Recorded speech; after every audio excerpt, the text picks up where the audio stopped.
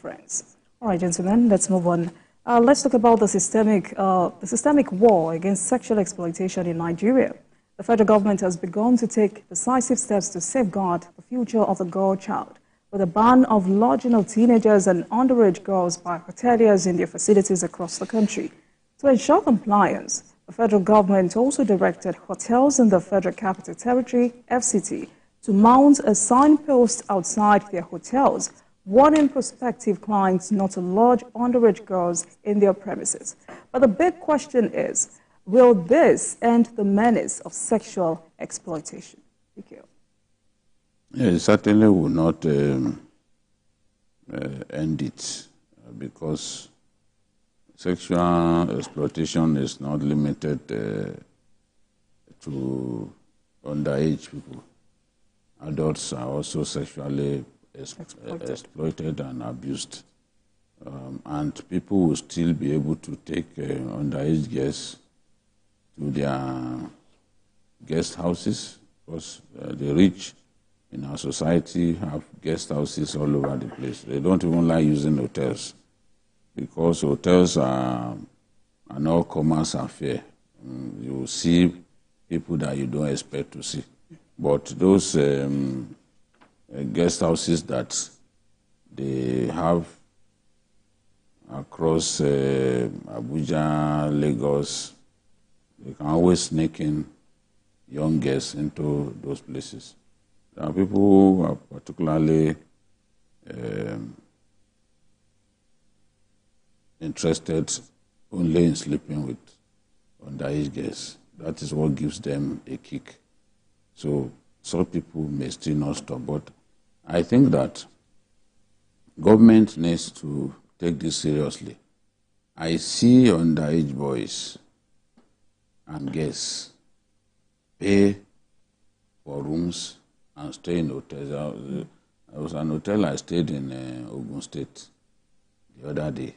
I saw boys of like 16, 17, because these days they dive deep into Yahoo business, and once they begin to make money, they have no respect for anyone. They believe that whatever the fully grown men and women can do, they too can do.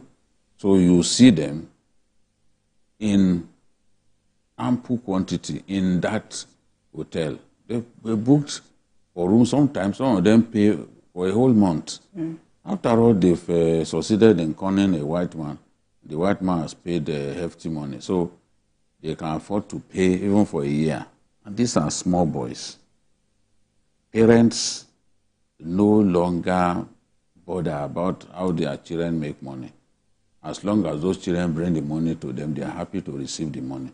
We have a lot of irresponsible parents in our country these days. Maybe the social problems are partly to blame, but the society should not encourage little boys to take to crime, to defraud people, make money from the tears of other people. And once they make good money, they go for their age mates. And who are their age mates? 16-year-olds, 17-year-olds. They lodge such people in hotels. This can be difficult to enforce, but I saw a video where an hotel staff was turning back a young boy who wanted to lodge into the hotel. That's quite rare. Huh? Who wanted to lodge into that hotel with a colleague. And I think there was also the story of a federal government college here in Lagos, where the boys and guests, I think after their exam, decided to go and lodge in an hotel. These things happen. Even in Lokoja, I remember when I went to Lokoja some time ago, there was also an hotel where a good number of these little boys and guests, were staying. And it bothered me somehow, because when I came down and I saw very young boys and girls, things have, morality generally has collapsed in our country. We cannot pretend. I just hope that we can have a national rebirth, national moral rebirth, because that is the solution. Otherwise, things are really degenerated. Adeoye, do you agree with Biko, who has attributed this to irresponsible parenting? Absolutely. Absolutely. This is a reflection of the moral crisis that Nigeria is facing.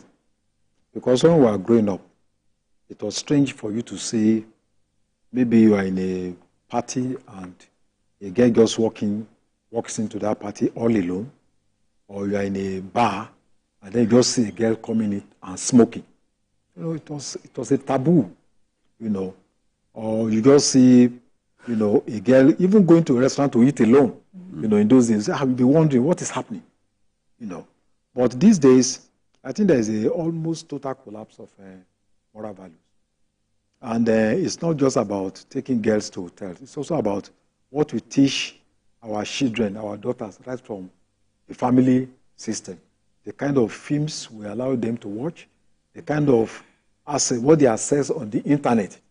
You know, if you go out on the street, you see a lot of people selling blue films everywhere, you know, and it's not supposed to be.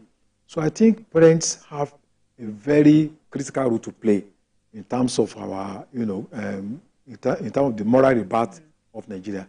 If you go to some secondary schools who run boarding houses, you discover girls. There are reports of girls who leave those hostels. You know, they go to parties and come back in the night.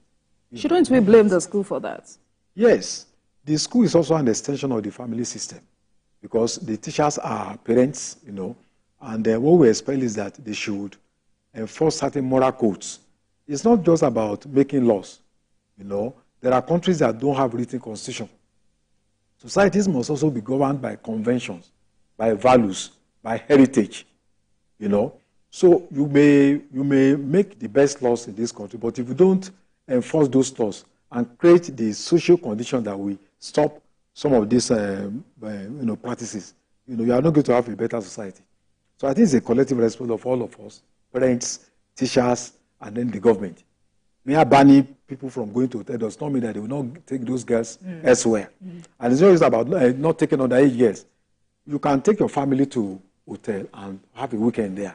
So it has to be specific about sexual exploitation. And it's not just about taking them to hotels alone. Taking them anywhere, whether it's on the street, whether into private homes, whether into abandoned properties and all that, which is what we see happening, you know, in our country. I think it's quite unfortunate that this has become a trend. Go to Ireland in the evening, you know, in the night, you see a lot of young girls, you know, school girls. Some will even leave the university to, you know, to go and to hawk their body. All right, gentlemen, let's move on to another